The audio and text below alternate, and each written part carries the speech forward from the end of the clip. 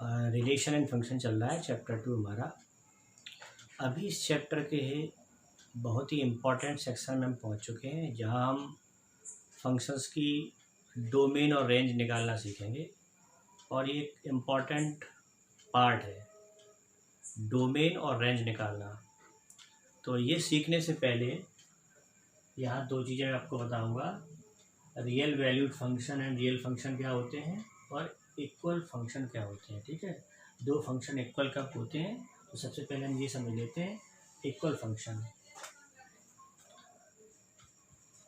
Two functions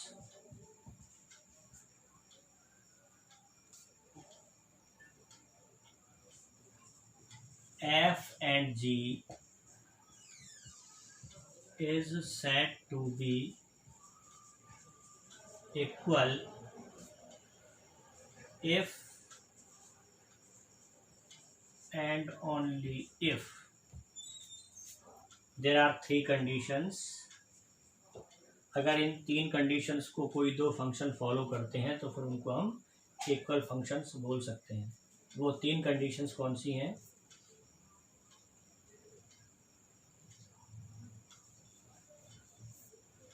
first,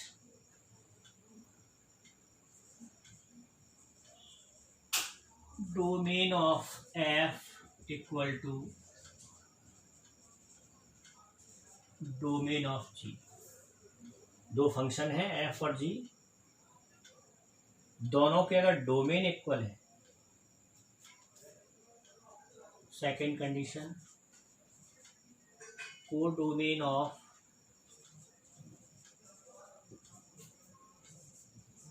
f equal to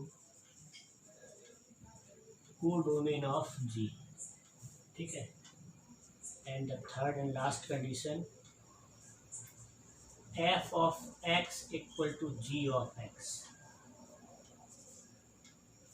for every x belongs to their common domain। दोनों के domain equal है, तो ये three conditions हैं। Two functions f and g are said to be equal if and only if domain of f equal to domain of g and codomain of f equal to codomain of g and f of x equal to g of x for every x belongs to their common domain। कहने का मतलब ये, जब दोनों का domain equal होना चाहिए, दोनों का कोडोमेन इक्वल होना चाहिए, और डोमेन कॉमन डोमेन के हर एक x की वैल्यू के लिए f of x equal to g x, मतलब फंक्शन की वैल्यूज हैं उन पॉइंट्स पर वो आपस में इक्वल होनी चाहिए। अगर ये कोई दो फंक्शन इन थ्री कंडीशंस को फॉलो करते हैं तो फिर वो इक्वल फंक्शन होते हैं। तो आप इसको एग्जांपल से समझ लेते हैं।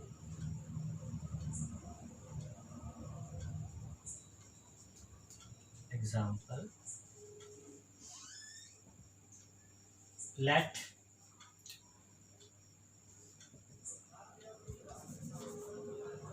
f such that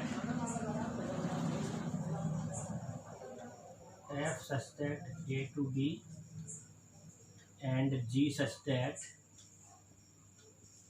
a to b are two functions such that set a have two element 1 and 2 and set b have two element 3 and 6। ठीक है, तो मैंने दो फंक्शन ले लिए f और g, दोनों फंक्शन a से b पर डिफाइन है, सेट a से सेट b पर डिफाइन है। सेट a बताया है, सेट a में एलिमेंट है 1 and 2 और सेट b में एलिमेंट है 3 and 6। Also F x is defined, F x जो फंक्शन एफ का जो रूल है वो है एक्स स्क्वायर प्लस 2, और फंक्शन जी एक्स का रूल है, फंक्शन जी का रूल है 3x। ठीक है, तो अब यहाँ पर फर्स्ट वाली कंडीशन होल्ड होती है, domain of F equal to domain of G, क्योंकि एफ का डोमेन सेट ए है और जी का डोमेन भी सेट ए है, तो डोमेन तो इक्वल हो गया, यानी फर्स्ट कंडीशन सेटिस्फाई हो गई। दूसरी कंडीशन हम यहाँ पर ये जज कर रहे हैं कि ये जो फंक्शन एफ और जी है ये इक्वल फंक्शन है या नहीं। तो हम ये जो 3 कंडीशंस हैं वन बाई वन चेक करते जाएंगे कि कौन कौन सी कंडीशन ये दोनों फंक्शन सेटिस्फाई कर रहे हैं। अगर ऑल 3 कंडीशन सेटिस्फाई हो रही हैं तो फिर एफ और जी फंक्शन इक्वल हो जाएंगे। ठीक है, तो फर्स्ट कंडीशन तो होल्ड हो जाती है क्योंकि दोनों के डोमेन इक्वल है। सेकंड कंडीशन है codomain of F equal to codomain of G. तो इसका एफ का कोडोमेन बी सेट भी है और जी का भी कोडोमेन सेट भी है, तो ये कोडोमेन भी इक्वल हो जाते हैं, तो ये भी कंडीशन होल्ड हो जाती है।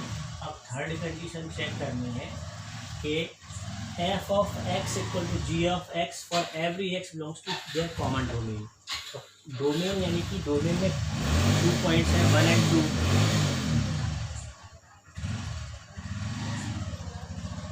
डोमेन में 1 और 2, तो x की एक वैल्यू 1 लेनी है, x की दूसरी वैल्यू 2 लेनी है। तो x इक्वल टू 1 और x इक्वल टू 2 के लिए दोनों फंक्शंस के जो रूल्स हैं, जो एक्सप्रेशन है, वो आपस में सेम वैल्यू देते हैं कि नहीं वो देखेंगे, है ना। एट x इक्वल टू 1, ठीक है, x इक्वल टू 1 हम f ऑफ 1 चेक करेंगे कितना आता है। f ऑफ 1 x के प्लेस 1 लिखेंगे यहाँ पर, तो 1 स्क्वायर प्लस 2, है ना, 1 स्क्वायर प्लस 2 कितना आएगा 3 आ जाएगा। और फिर हमने देखा g ऑफ 1 कितना आ रहा है, g ऑफ 1 3 इंटू 1, तो f ऑफ 1 की वैल्यू भी 3 आई है, g ऑफ 1 की वैल्यू भी 3 आई है।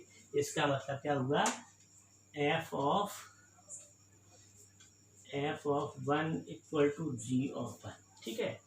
अब इसके बाद हम चेक करेंगे x इक्वल टू 2 के लिए, x के प्लेस पे 2 लिखा, यहाँ पे 2, और ये हो जाएगा 2 स्क्वायर प्लस 2 कितना आएगा 6 आ जाएगा, 4 प्लस 2 6। और g ऑफ 2 कैलकुलेट करेंगे 3 इंटू 2, ये भी आपका 6 आएगा। तो देखा कि f ऑफ 2 भी और f और g ऑफ 2 दोनों की वैल्यू 6 6 आ गई, यानी f of 1 equal to f of g of 1 आ गया, f of 2 equal to g of 2 आ गया, है ना। तो इसका मतलब ये जो थर्ड कंडीशन थी, थर्ड कंडीशन भी इसमें सेटिस्फाई हो रही है ना। इसमें क्या हो गया, आपको मिल गया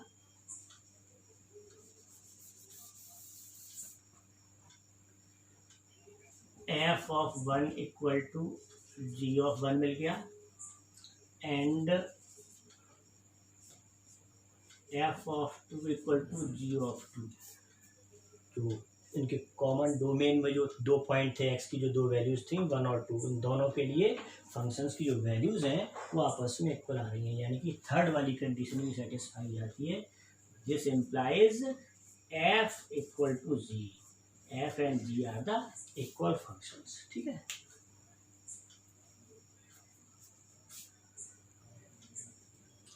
अभी समझ लेते हैं रियल वैल्यूड फंक्शन और रियल फंक्शन क्या होते हैं।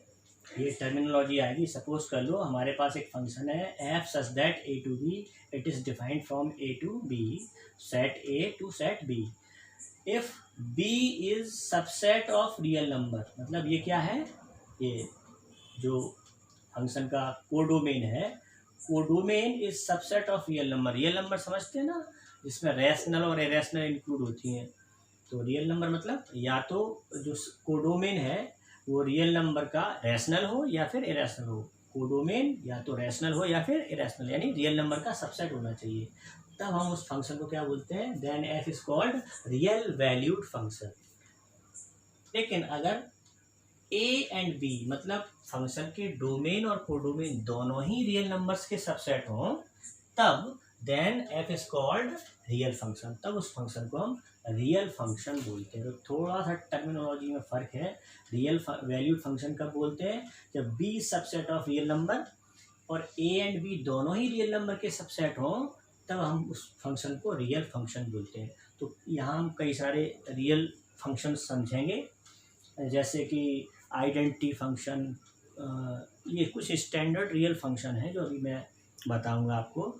आइडेंटिटी फंक्शन हुआ, कांस्टेंट फंक्शन हुआ, लॉगरिथम फंक्शन हुआ, एक्सपोनेंशियल फंक्शन हो गया, मॉडुलस फंक्शन हो गया, सिग्नम फंक्शन हो गया, और पॉलिनोमियल फंक्शन हो गया आपका, और